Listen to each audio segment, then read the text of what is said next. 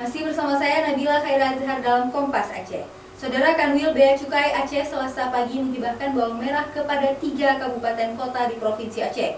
Bawang merah tersebut merupakan bawang ilegal sitaan yang ditangkap Bea Cukai di perairan Air Masin, Aceh Tamiang pada 25 Maret yang lalu. 20 ton bawang merah hasil sitaan dari kapal XKM Puja Kusuma GT20 nomor 265-Kikidi di perairan Aceh Tamiang dihibahkan ke pemerintah Kota Banda Aceh dan Sabang serta Kabupaten Aceh Besar dengan jumlah masing-masing 6,7 ton untuk kemudian disalurkan kepada masyarakat kurang mampu.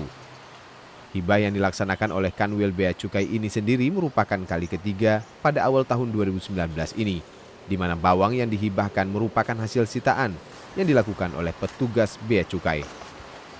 Bea Cukai sendiri saat ini terus melakukan patroli laut untuk mencegah masuknya barang-barang ilegal dari negara lain ke Aceh. Di mana perairan Aceh dimulai dari Biren hingga Aceh Tamiang terus menjadi sasaran masuknya barang ilegal ke Aceh. Kami tim sinergi menghibahkan sekitar 20 ton bawang merah XKM Puja Kusuma yang alhamdulillah dari tim kapal patroli kami bisa melakukan penindakan di perairan Aceh Tamiang.